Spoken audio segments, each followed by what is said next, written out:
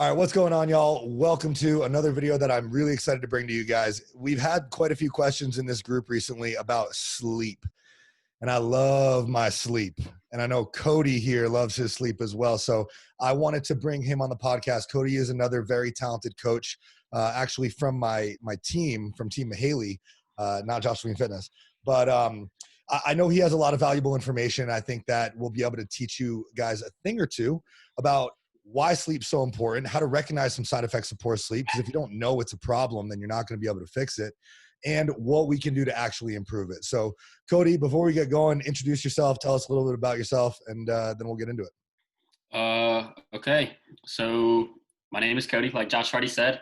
I'm an online fitness coach, striving to also be an in-person trainer at a local gym here in Cincinnati. Actually, like, my story kind of revolves around like the typical story. Went to high school, got into college, ended up realizing that the degree I was working towards I didn't want to do. Left college to pursue training and coaching, and that's just kind of put me where I am now. I'm the host of a podcast that you've been on several times, Deeper Than Dumbbells. I think that kind of sums everything up. Outside of, like, I've had this conversation with a few people outside of like fitness and coaching and the gym. Like, that kind of sums up my life now. Mm-hmm. Yep. All we want to do is help people get better. Right. That's all it is. And so, honestly, if you're a client of ours and you come to us and all we do is help you sleep better, your whole life's going to get better. So that's going to be the main topic of what we're going to talk about today. So let's get into this. This seems like kind of a weird question to ask, but why is sleep so important? I can wrap it up in one sentence for you. Sleep, like I already mentioned to you before we jumped on here, sleep is nutrition for the brain. Sleep is what's going to fuel your brain, fuel your body. Everybody just loves a good sleep. It's like just breaking it down to the simple fact of like thinking back to like the last time you had 3 or 4 hours of sleep. How'd you feel when you woke up? Compared to when you got 7 to 8 hours of sleep, how'd you feel when you woke up? Like, it's a pretty self-explanatory thing that I think a lot of clients and actual just people in general just kind of like overlook as to how much it can change your whole day, change your progress, everything. Mm-hmm. Agreed. It's very noticeable, and it's not just quantity of sleep here, it's quantity. So you might be thinking to yourself, yeah, I sleep 9 hours a night, like I still wake up tired. Well, you sleep 9 hours a night, but you probably got up 3 times to go to the bathroom. You're probably tossing and turning all night. Maybe you sweat through your clothes. It's not quality sleep. I personally need like 7 hours of quality sleep, at least 7. I feel great on 8 though. Yes. Yeah, I feel real. Like the difference between, I used to sleep 6, now I sleep like 7 to 8, and the difference between it is unbelievable. My recovery is better, everything. So before we dive too much into the benefits of improving sleep, let's talk about side effects of poor sleep, because I think a lot of times it might be difficult to identify what your issue is. Obviously, as your coach, we're analyzing all areas of your biofeedback, and we can probably pick out that maybe it's your sleep that's the issue in either your recovery or progress. What are some side effects that you see frequently of poor sleep that gets you to think, okay, this is the issue we need to focus on? Right. So I got a few written down here. The biggest thing that I've found from like poor sleep is definitely increased cortisol, increased stress as a result of that. And then obviously, like, it's like a chain reaction looking into like what happens with increased cortisol. So you're looking at, it can lead to more weight gain, decreased bone mineral density, impaired short memory, and increased chance of health issues and everything. So those are just the basics. But looking at cortisol, just like as an individual throughout the whole day, it's not just something you experience when you first wake up. Like, first of all, if you're having poor sleep, waking up all night, a lot of people who aren't getting quality sleep are waking up in those panics. It's like where you think you missed your alarm, or you think you're late for work, things of that sort. But in reality, it's just 3 a.m. and you have to take a piss or something. So, it all starts from the moment you go. Actually, it starts when you first wake up. If you're already waking up in that stressed out state, it's already starting you off with increased cortisol. It's already setting you up really for almost like a day of failure. It's like you wake up, you don't feel relaxed, you don't feel relieved after a full night's sleep. You might even feel a little achy or a little cramped. And then throughout the day, it's just going to be a chain reaction from there. If you're starting your day stressed, that stress is only going to build. And then finally, at the end of the night, when you go to lay down, to try to sleep again, you might have not have taken care of this stress throughout the day. Off of that, lack of sleep can increase your hunger hormone good old ghrelin. And it's also going to decrease leptin, the satiety hormone. So it's going to be like a chain reaction of the fact that like towards the end of the night, or even like throughout the day, if you're not getting very good sleep, you are going to be like hungry more often. I don't know how to break it down for people any more simple than that. I don't want to get too like sciencey or anything. I'm not really that type of person when I explain things, but it's like if you're getting poor sleep, not only are you going to be craving, more foods later in the night, it's also just going to, again, lead to what we're going to talk about later on of like binge eating right before you're about to go to sleep, getting, a meal way too big or bigger than you probably should have. Also, you're also going to crave more, I don't want to call them like unhealthy foods, but like sweet foods. Right. Like your cravings are not just going to be for more of the food you normally prepped. You're going to have cravings, and that's going to interrupt your normal routine. Right. And the interesting, I just read an article recently on, why we crave these more carb dense foods or these sugary foods. And, the easiest way to break it down is looking at if you typically fall asleep at 8 p.m., which obviously that doesn't happen for everybody every night. It's a dream, but most people, it's like you're missing that mark. Let's say you want to be in bed by 8, but tonight you have a little bit extra work to do. So you're staying up till 9 or 10. Your body's going to need something to keep it going. Water's not going to give it necessarily all the energy that it might need. So your body is going to be craving its favorite source of energy, which we push so much, carbs. But also at the same time, it's going to be easily digestible carbs. So it's going to start leaning towards things like sugars and such. So not necessarily the healthiest choices of foods right before we're getting into bed, but that kind of leads us into the next effect that it also has. It's going to affect your thinking and your cognition. So this is where it affects your decision-making first. I want to say it's the frontal lobe of the brain. This is the one note I didn't write down, but I'm like 90% sure that's right. It's going to also disrupt your impulse control. So this is where it's going to start breaking your willpower and everything. So as you're going through the night, let's say that you're trying to think smart, like, okay, like I need a small meal. Let's get like a few ounces of chicken and maybe like a cup of rice or something just to, get my last meal in for the day, get me going or something. But instead, because your decision making is a little bit off, like you're like, okay, I could do this, or maybe I could just do like a half a pint of ice cream or sherbet, however people want to say it. And because of, the lack of impulse control here, you're obviously going to lean towards the easier option because you might have to cook the chicken and rice or something compared to just grabbing the ice cream out of the freezer. And then on top of that, the one thing obviously a little bit harder to monitor unless like you're working like client coach or something, or like that kind of relationship. It's also going to reduce your insulin sensitivity. Clearing your blood glucose off of poor sleep is difficult, damn near impossible. And it's just another chain reaction, poor sleep, high cortisol. What does high cortisol do? It's going to have a negative effect on your insulin sensitivity and how it's used in the body, or how insulin is used in the body.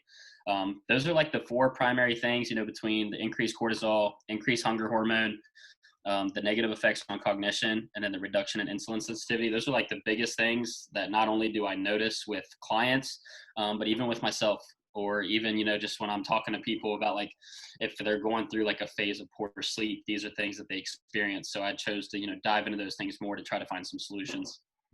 I love that. Those are all really good. And I think it's important to note, y'all, like none of these things are inherently bad. Like cortisol is not inherently bad. Insulin is not inherently bad. Like we need to have them in proper amounts. So yes, when you wake up in the middle of the night, or which I hope you're not, but if you do, or if you're waking up in the morning, it's usually cortisol that's waking you up. And like Cody alluded to, cortisol and insulin have an inverse relationship. So when you wake up, cortisol spikes, your body releases insulin to try to reduce that cortisol. Now, if you are insulin resistant, then your body's not going to be as effective at reducing that cortisol. So we have to find other ways to do that. We can't just put a Band-Aid over one of these things. We have to find the source of the error, the source of the issue, and we have to start fixing that. So along with this poor sleep, of course, we're going to see everything that Cody mentioned. We're also going to see that your biofeedback is off. Yes, like Cody mentioned, your stress is going to be really high. Your recovery is not going to be optimal because your stress is so high. Your digestion is not going to be optimal because your stress is so high. Should I keep going? It's all about your stress being high. So we have to get to the bottom of this. Okay. So what we're going to do is we're going to share with you some very helpful tips and tricks that may help identify the issue of why you're not sleeping well and also help you improve your sleep. But before we get to that, let's talk about what happens when we improve our sleep. What are the benefits of not only sleeping longer, and of course there's a too long too, there's a too much, too little of everything, but also more quality. What are we going to see outside of a biofeedback standpoint? Of course, your recovery is going to be better.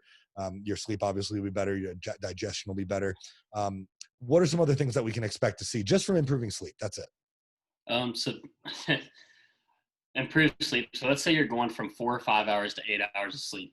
That's like everybody's dream, to just be able to shoot straight up, but obviously that doesn't necessarily happen. I'm going to say energy is probably the most important thing that we're going to be able to touch on here. Yep. You wake up in the morning, you're feeling refreshed. Let's look at the opposites of all of these things. Cortisol's down. So you're starting your day, you're refreshed, you're relaxed, you have a clear mind.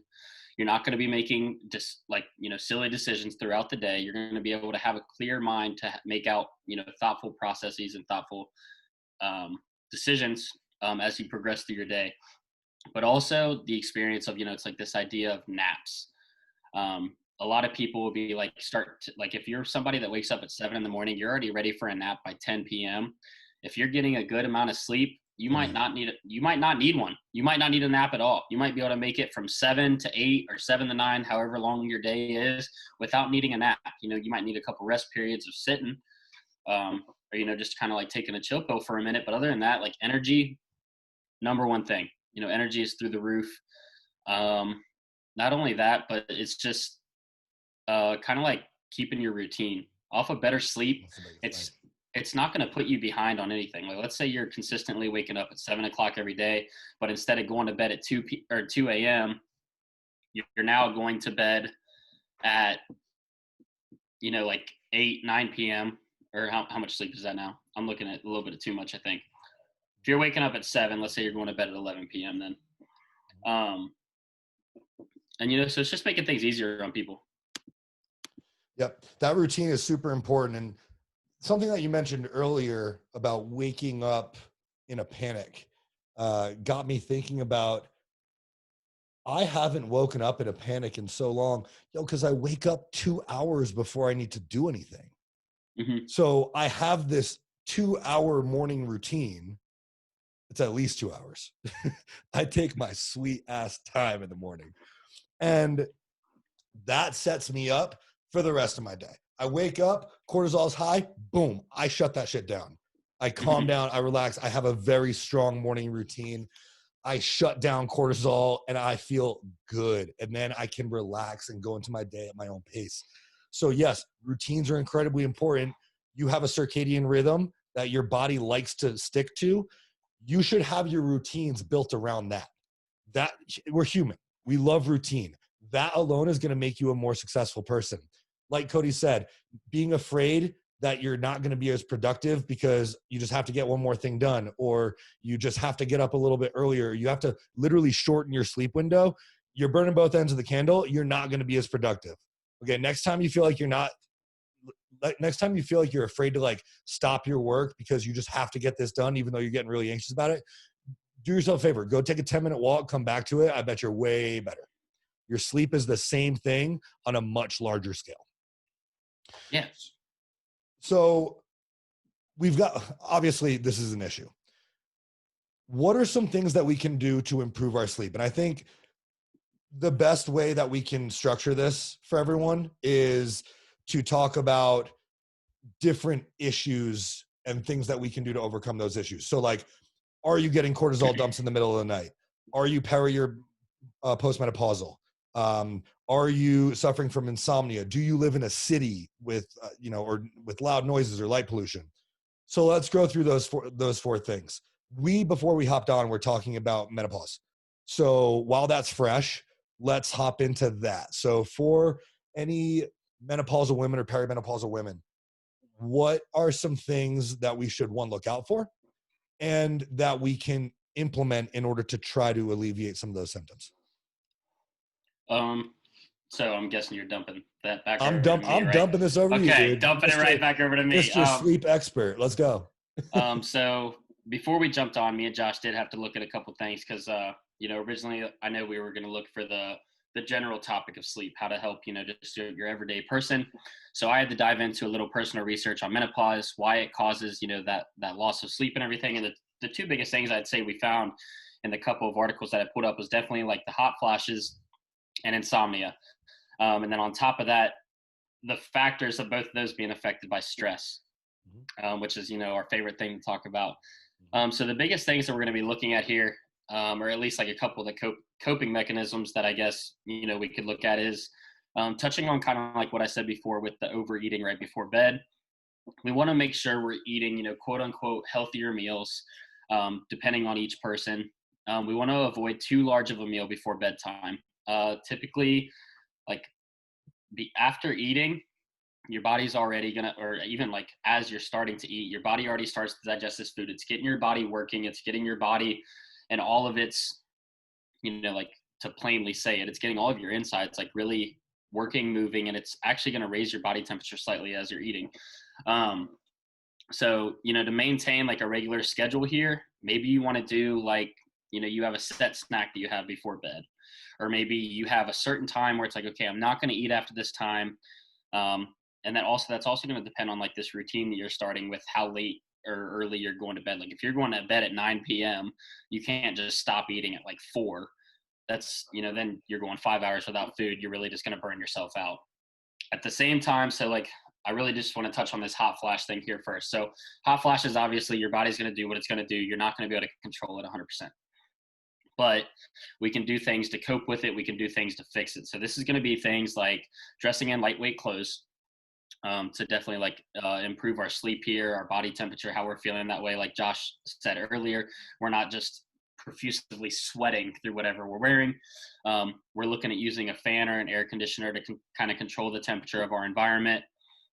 And then we're also avoiding things like nicotine, caffeine, and alcohol right before bed. So I'm not saying that any of those things, like if you need any 3 of those things, throughout your daily routine, I'm not saying that you shouldn't. I'm just saying like at a certain time, you definitely need to like cut that out.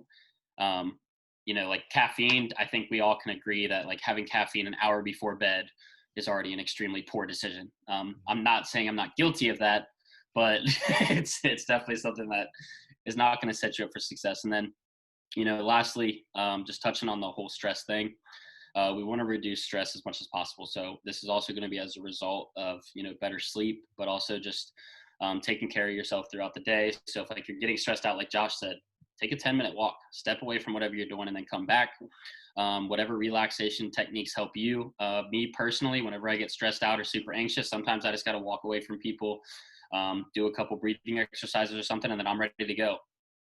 Getting like regulated massages, scheduling massages and things that are going to actually help your body just be able to be stress-free in that aspect. And then exercise, which I think we're all pretty common in that aspect. And then if you have anything going on, upstairs, just talking to like a health professional about any anxieties, depression, or anything like that is kind of going to help us stray away from these hot flashes and the insomnia throughout the night. Mm-hmm. I think sometimes that insomnia, well, before we get into this, because I'm about to go into cortisol, for women who are perimenopausal, what we know is that once you reach menopause, or even as you're going into menopause, you have a decline in estrogen and progesterone, or estrogen is just all over the map, right? So there's no consistency. You may find that there are some practitioners who are very familiar with finding balance in your estrogen progesterone balance. Okay. Sometimes I've heard of coaches. I'm not familiar enough to be implementing protocols using these things, but some coaches utilize compounds like chasteberry and bezwecken to help, in many cases, restore healthy cycles for women. But that may also have a use in helping perimenopausal women. So that would be something to consider. There are also some supplements like Estrocort, yeah, from New Ethics that may also help. And a couple others that I'm missing off the top of my head right now. But if this is a hormonal issue, which if you're perimenopausal, it likely is, there may be some supplementation that we can implement to help alleviate those symptoms. So that's something to take into consideration. Now, as far as the insomnia, the restless sleeping, the racing thoughts, a lot of that has to do, again, it's going to come back to stress. This is cortisol. So if you wake up in the middle of the night and you have racing thoughts and you can't get your mind to turn off, that is a cortisol dump that you are having in the middle of the night. That is not supposed to happen. You are not supposed to have cortisol in the middle of the night. You're supposed to have it in the morning when your body's ready to wake up. So what do we do to fix this? Why is it happening? It's happening because your circadian rhythm is thrown off. So we need to restore healthy function to your circadian rhythm. There's a number of ways that we can do that. I like to implement supplementation with like a calm supplement, like Revive's Calm, before you go to bed. 3 caps before you go to bed should help. If you are having circadian rhythm issues and maybe there's a base of it that is from your adrenals, then some adrenal health or adrenal core from Revive in the morning. So that basically adrenal core in the morning, tell your body it's time to wake up. Calm before bed, tell your body it's time to go to bed. Those can help with some of the cortisol issues that we're experiencing. Cody, how do you feel about melatonin and other supplementation to help not only help people fall asleep, but stay asleep? I'm not against it if it's not like, okay, so like, and I only say this because I fell victim of this mindset at one point. There does come a certain point, just like with, anything, there comes a point where you could be overusing, like, especially with caffeine or something, you're abusing caffeine or something. Melatonin and such can be the same way. If you're getting to the point, like I know at one point, the reason I say I was a victim of this is because I used to work at a GNC. So if somebody came in and they were having sleep issues, the first thing we want to push them on is GNC's brand of melatonin. It was such a small and light dose of melatonin.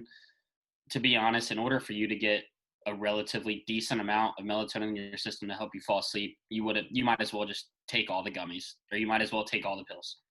And so it's one of those things where you really want to be making sure that you're looking into a product that isn't just put out because it has, just like we've talked about with supplementation before, you don't want to be taking any kind of supplement that is giving you the minimal amount of each ingredient to put it on their bottle or to put it on their label.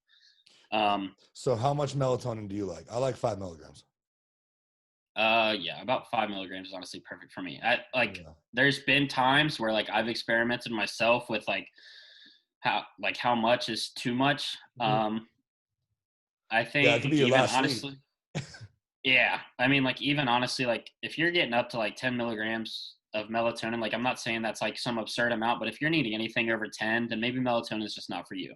Maybe it's not something that's, you know what I'm saying? Like, yeah. And the other thing is we don't want you to rely on this for the rest of your life. We want to use this to get your body back into its natural rhythm and then wean yourself off of it. Yeah, it's or a if you're having supplement. a really hard time. It's supposed to supplement you to get to where you want to be. Exactly. Just like, it's like I will say, like personally, like I rely heavily on Calm some days because of the fact that sometimes I have super busy days, but Calm is just supplementing me to be able to fall asleep. I don't necessarily have the problems with sleep.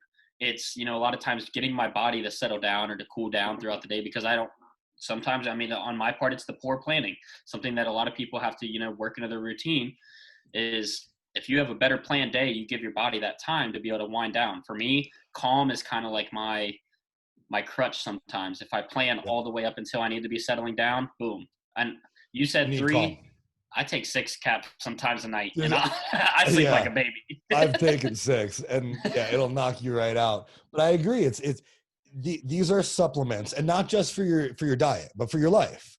Correct. So if you have trouble some days finding time to do your journaling, to do your box breathing, to do your meditation, if you for some reason can't listen to a sleep meditation at night, if you don't take the time to do these things, then the supplement is there. but it should not take precedent over those things. So while we're here, those are some things that I like to encourage my clients to do to help them sleep better, especially if they're having racing thoughts and cortisol dumps in the middle of the night. Box breathing or breathing exercises. Even if you have like an Apple Watch, it can just follow what it tells you to do the breathing thing for like a few minutes. Box breathing, journaling, either with or without prompts, just to like get the shit out of your head and like onto paper. Meditation, I'm a big fan of. Any sort of self-work, I'm a big fan of. Grounding. If y'all, when was the last time y'all just walked outside barefoot? That shit feels good. That feels good. Let that shit fill you up. That is good for you. That's going to be a stress reducer. What else you got? Anything else that you like to do? I like to get like haircuts, dude. I feel great after I get a haircut. That's relaxing for me. Everyone's going to be a little bit different. What else you got? Honestly, for me, anything that's going to kind of like tie my day together. So I used to kind of like, it was almost like a form of journaling for me, but I do a lot of the things, like I love to keep everything up here. I do everything in my head. So it was almost like a journaling mixed with like a meditation. So for me personally, like I would do like an in-depth journal, but like almost like talking, I wouldn't do it out loud because people think I'm crazy, but I'd be talking to myself. I talk back through my day. I would tell myself, it's like, what did I do? What did I do? Almost like just assessing, like even like a visit to the gym or something. What did I do? What do I want to do better? Where can I improve? And just going over those things, kind of giving myself a peace of mind. Meditation, just like you said, I used to use the Calm app. I still use it sometimes. I love listening to like sleep stories or sleep meditations. The sleep stories on there, I only have the free version, but I could live off the 2 sleep stories they give me that are amazing. And I've never heard the end of them. Oh, I only make it past the part where she's like, all right, lay in bed. And then by the time she starts the story, I'm out. But it's hard to hear the end. I'm always asleep. And then great. Oh yeah. And then for me personally, like something I used to do before bed a lot, that I'm trying to like work into my routine more again, more of just like a memory thing for me to do. I kind of come from a little bit of a religious background. So like almost on the meditation side, sometimes I just pray. So if it's for people that, might have a religious background or something, praying at the end of the night can get everything off your head. I lean towards a lot of my anxiety coping mechanisms that just help me sleep. Yep. My favorite thing to do though, before sleep, which I don't do it often because it's not very convenient. I love to read like right before I go to bed. The only bad thing about reading before bed, one, you never know what's going to happen to your book. It could go flying off the bed. It could fall on your face. And you're not necessarily going to be able to remember half the things you read right before bed. There's been times where like I used to like read 2 to 3 books at a time. And one book would be I'm going to read this before bed book. To tell you that I couldn't finish that book for at least 6 months because I always had to reread chapters was the hardest thing ever. But it calmed me down. It relaxes my mind to kind of escape. It's, it's almost like when people like watching TV, you escape off in your own little fantasy because I read a lot of fiction. So, it's like when you get to escape off into that, it almost sets you up for good dreams too. Good thoughts as you're about to go to bed. Dreaming has a big thing to deal with sleep. I wish I kind of would have looked into that more before today. Okay. I like all of that. And it's, I think everyone has similar things that they can implement. Like, if it's meditating or praying and things like that. So we've talked about the physical improvements that we can make to our sleep. And that's, physiologically, hormonal functions, things like that. We've talked about the mental improvements that we can make to improve our sleep, how we can incorporate meditation and box breathing and things like that. Let's talk about environmental ways that we can improve our sleep. Some of y'all live in the city. I get it. It's loud. There's lights. There's loud noises all night. Even if you don't live in the city, I mean, I'm in the burbs, man. And like, I still have lights in my house. There's still environmental factors that can disrupt my sleep. So some things that can disrupt your sleep from an environmental standpoint, I'll start. I'll add lights, loud noises, screens, partners, animals. What are some other environmental factors? Am I missing any that could disrupt your sleep? You touched on noise, light. I mean, it's really just going to be, if you almost break this down into your senses, we have your we have your hearing, your sense of smell. Smell can affect your sleep greatly. Like lavender? Oh, love it. Like lavender will put you to bed. Oh yeah. Yeah. And some will Um, wake you up too, but I mean, everything, it's like then sight, touch, because touch, has a lot to do with the temperature. Maybe you live in a part of the country or a part of the world that's like way hotter than most. So then you're going to have to start incorporating some fans and things. So really just breaking it down into your senses. If you're able to narrow down, like you're able to sit down and be like, all right, what's keeping my eyes open because it's bothering my sight? What's not allowing my mind to be calm because it's bothering my ears, my nose, you know what I'm saying? Like it's so. yeah. I like that. Let's go through this then. I think this will be probably some of the most helpful things I that we've just came mentioned up with here. it. I love that. Yeah, your five senses. Let's roll through it. So let's roll through each of the senses. So for your sense of sound, what are some things that people can do to help them sleep and not be awoken by like loud noises or partner snoring or beeping outside or, thunder, whatever, So weather?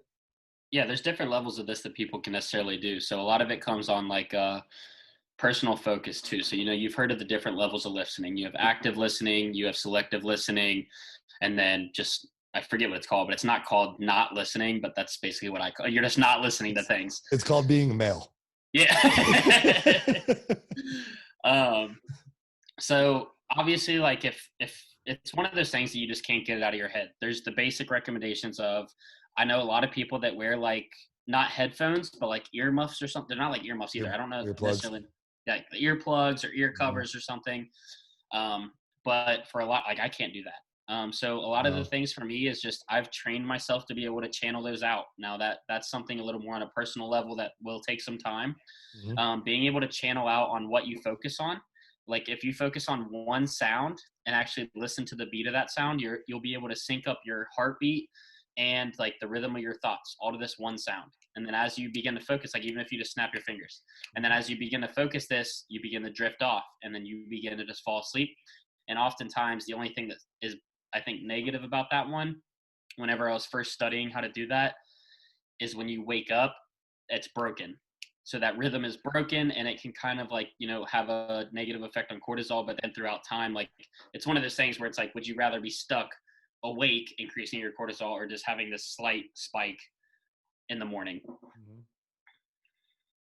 Okay. I like that. I was laughing because while you were talking about that one sound, right? Yeah. Last night, the faucet was dripping. Oh, And I'm cool with it. Like I can tune shit out. I'm all good. Meg was losing her mind. And I was like, she was like, you don't listen to anything anyway. I'm like, I know, it's a beautiful thing. So I had to like get up and fix the faucet. It was funny. But yeah, for better or worse, like I guess that goes to show you can either fall in love with the sound, like Odessa, if anybody's an Odessa fan, or you can be absolutely like sounded to death by the sound. Right. So I like that. Okay, so earmuffs, earplugs, learn to tune shit out. Honestly, if I'm having a sound, I'll put on my own sound. I put on like a guy and I listen to a sleep meditation from Calm or Slumber or one of the apps, or there's tons of podcasts, like Get Sleepy is a podcast that has really good sleep stories. They're all free. I've never heard the whole thing. That's what I would recommend if you're having trouble with sound. What if you're having trouble with smell? I've never thought of this. Yeah, like I said, I came up with this on the spot. So yeah, this one we just came up on the spot. Here's what I would do. Lavender. Get some essential oils. Get some essential oils, or like I have a CBD cream that has lavender in it. Okay. There are certain smells like lavender that will help put you into a parasympathetic state, right? Of course, we can manipulate our nervous system state with smell as well. So I would grab some lavender, drop it on your pillow. You'll fall asleep like a baby. Okay. What about sight? Sight, I think, is the biggest one because we get light pollution all over the place. People are always on their screens. What do we do? I think this is going to go across the board, just like you said with smell. A lot of these are just going to be self-controlled. How much can you control your environment and how much can you just let it go? So, but within our own bedrooms or wherever you may be sleeping, you kind of almost have full control of this environment. So sight, like you said, our biggest enemy here is going to be the light. It's going to be the lights beaming in, the sun coming up in the morning, or sometimes even the moon shining in your room at night. Biggest recommendations here. I think we talked about this when we jumped on for the podcast. Blackout curtains. They are a Yep. man's best friend. When they say they are blackout curtains, I can guarantee you could get I get mine at Walmart. And I mean, blackout curtains are blackout curtains. Mhm. They block out the light. Now, on top of that, let's say you're somebody who kind of needs, because I know there's some people that have built into their routine and their rhythm that they wake up when they feel the sun beating down on them. I love that. If that is something that I can't do that shit to save my life. I need an alarm clock to wake up at any certain time. Mhm. But if you are that type of person, eye shades, and not like sunglasses, but like those little like slumber masks. They make them for dudes too. Like guys can't be scared to do these types of things. Like if you I don't, got a dope one. yeah, Yeah, it's good. It's comfy as hell. But other than that, I think that's going to be our biggest things, and also Yep. controlling the light within the room as well. So like Yes. if you're somebody that wakes up easy, your phone lights up, Put it flip it face over the down. other way. Yeah, put it face Yep. down. And don't look at it when you wake up. Yeah.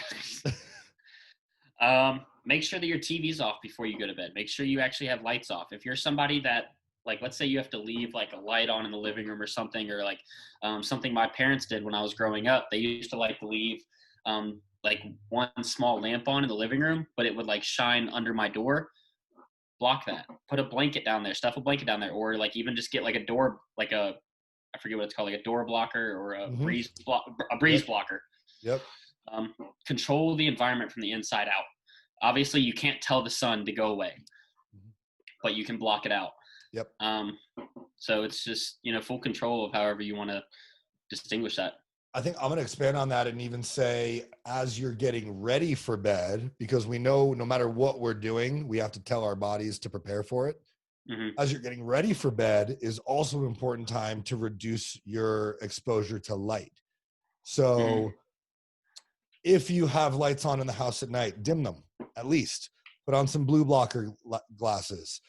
If you want to take it a step further, grab some salt rock lamps and use those to light your home at night, or candle light is even good. If you want to be really like medieval times about it, I guess.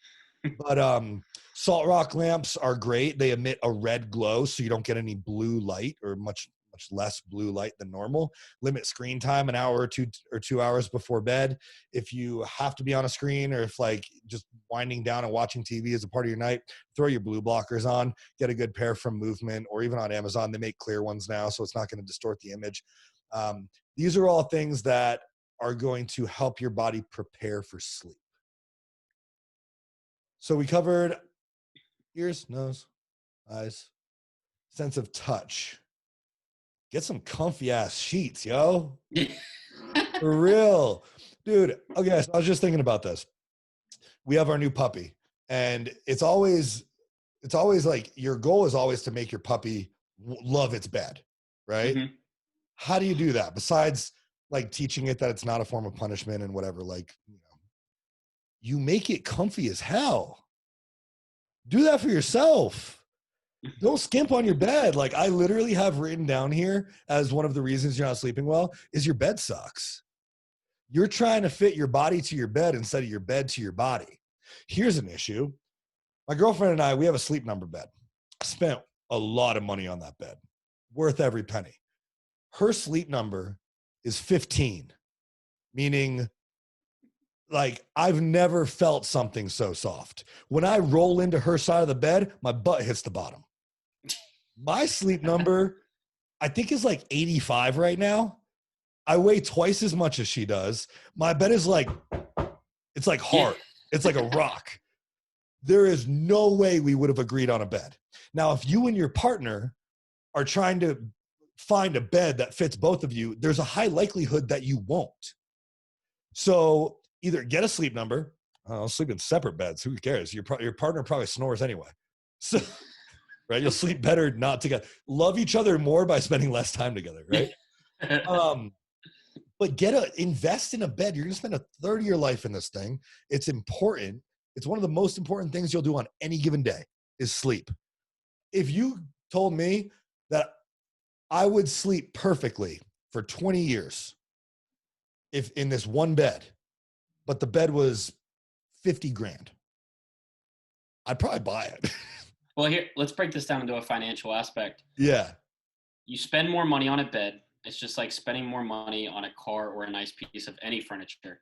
What's the number one thing you get out of it? It's more durable. It's longer lasting. It's typically, like you said, a lot more comfortable and catering just to you. Like sleep number beds, a lot of like any beds of that sort, a lot of those are catered just to you. So instead of spending, like I'm guilty of this, where up until I guess Brittany's bed that we have now, I never invested because she had bought this bed before she even met me. So luckily I got to benefit from it.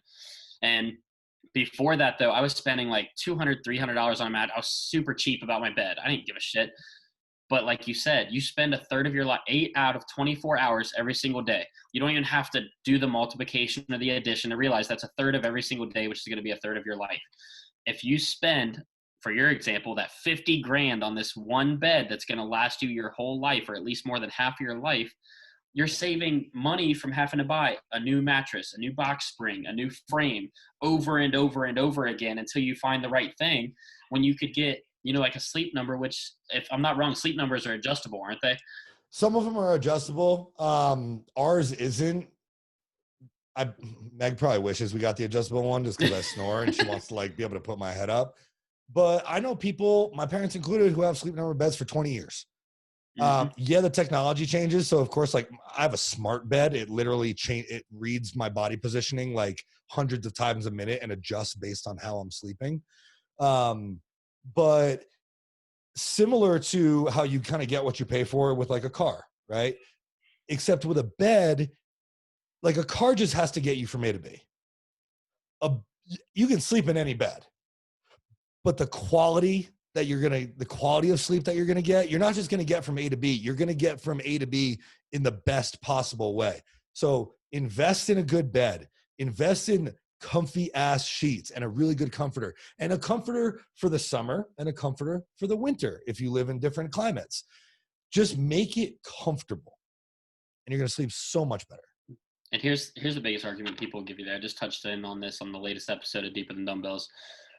People make excuses of where they put their money, and it's because they're spending it in the wrong spaces. So one thing I want to push so many people of, okay, Josh and Cody are a little bit crazy because they're willing to spend $50,000 on a bed. I'm not saying I have that money laying around to spend on a bed, but I would definitely save up for it if that was the case. If I was able to use that bed my whole life. I do monthly payments, Right. Like, yeah.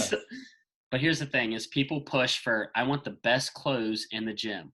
I want the best shoes in the gym. I want the best, like for some people, like maybe you can't afford certain supplementation. So you need to focus on what you need in that moment. Stop going overboard with what you wear to the gym and things of that sort. And let's focus on putting our money on things that matter. Invest in a good bed. Invest in supplements that are going to help you sleep better. Invest in a face mask that's going to help you block out the light. Invest in apps, use apps on your phone that are going to give you sleep meditation and things. Let's make sure that instead of making these excuses, like, because for a lot of my clients, I get to know them on a personal level over time, which I'm sure you do as well. A lot of coaches do. Some coaches like to keep it on a strictly professional level, and good for them. But for me, I really like to know who my clients are. I like to know their lifestyle overall. It helps me when I'm giving them feedback during check-ins because I know what kind of activities they're going through as well. So, it's like, I'm not asking to know everybody's finances and things, but don't make excuses to not be able to invest in a bed if you're making sure that you have every new pair of Lulu leggings, if you're making sure to hit every Gymshark and Alpha Elite drop, because so much of that money could go towards even just a new pillow. Dude, we got new pillows last year. Oh, life-changing. It's hard to find a good pillow these days. It is. Yeah, we've got a closet full of like 20 pillows because we keep on trying to find a good one for Meg. I'm lucky. I found one. I was like, this is it. I'm good. Like I married that pillow instantly. I proposed to that pillow. Right.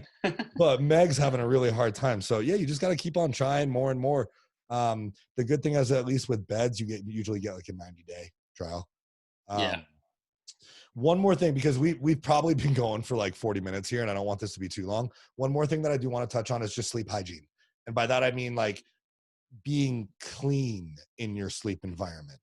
So how important is it, Cody, to like be clean when you go to bed, to have clean sheets, to have like a clean environment, like have a clean room? How important is This is that? good.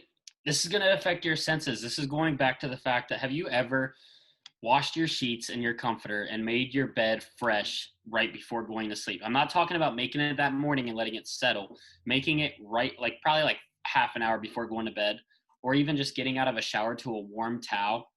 Dude, it's amazing. Not only that, you want to talk about senses, sense of smell. If your sheets have a little bit of a stench to them, you should probably wash them because that's going to keep you up at night like, wow, I should wash these sheets, but I don't have time to do it. And now you're already going too deep into thinking about why you should have washed your sheets. Sleep Mhm. hygiene is so important. Being clean when you're going to sleep. Um, Something that, like, I'll be honest, something that I need to focus more on is I'm a big person. I like to brush my teeth in the morning. And then like typically like after my last meal or something, I hate brushing them right before bed, but that can also have a big effect on your sleep. If you're sitting in bed because you brushed your teeth too early, sometimes like you might like feel something in your teeth. You might feel like something in your gums or something's not, rubbing your tongue the right way. Brush your teeth right before bed, or at least try to wash your mouth out right before bed. Get a clear mouth. Um, like I want to be completely transparent with people here. Sometimes, like even if it's just like a quick like salt water gargle or just like regular water gargle, spit, boom, your mouth is already feeling a little bit more fresh. It's not going to bother you as you're going to sleep. Um, Not only is this just going to personally affect you, if you're somebody that sleeps with a partner, they're probably going to be very pissed off if you have smelly breath or you didn't shower after the gym and you went straight to bed. First of all, that's disgusting. But I mean, it's going to affect not only your sleep, but their sleep. And now them getting pissed off at you is going to affect your sleep. We can take this on forever. Sleep hygiene Mhm. is so important. It's like what we talked, it's common courtesy, for people around you. Like you don't want people to be coming into your room and seeing that you have sweat stains on your bed because you're the guy that goes to the gym and goes straight to sleep afterwards. That's disgusting. Take a shower. Mhm. Keep yourself clean. Right. Yep. Feel better. Feel good. Sleep good. That's basically what this comes down to. Hmm. I love that. All right. So we covered a lot here, man. We covered actually way more than I thought we were going to. And we gave like some real life examples of how this works. So I think this will be helpful. I really hope that it is helpful. Hopefully we were pretty concise and at least organized in our approach, going from like the physical to the mental to the environmental. So I hope this helps for all of you. Cody, I really appreciate you coming on here, man. And I'm sure this is not going to be the last time. I also want to get you on my podcast. So for everybody who's watching this, we will have some more content for you guys coming soon. Cody, before we leave, where can everyone find you? I just want to make sure that if they have more questions, they know where you're at. They can find me on Instagram and Twitter. This is something I'm so terrible at. You would think I'd have this memorized. So on Instagram, it's CodyMJ12. And then on Twitter, it is, I believe it's just Cody Jandes 12. Let me double check this real quick before I give out the wrong name here. If I can even figure out how to work Twitter. Okay, yeah, it's just Cody Jandes 12. Jandes is spelled Jandes. I'm not, I only go on Twitter for like kind of for entertainment more than anything now. But Instagram, you can definitely find me. If you ever have any questions or anything you want to DM me about, Instagram is definitely the mode of messaging to get a hold of me through Mhm. there. And if y'all want another great podcast, Cody has his own called Deeper Than Dumbbells on Apple, Spotify. Highly recommend y'all give it a listen. But we will have more for y'all soon. So if y'all have any questions, drop in a comment below this video and I'll do my best to answer. And Cody's actually in this group as well. So we can both kind of help you out on individual basis as you have questions. So again, thanks y'all for tuning in. Cody, thank you for joining. I appreciate you. We'll see you guys Always a soon. good time. Say it. Later.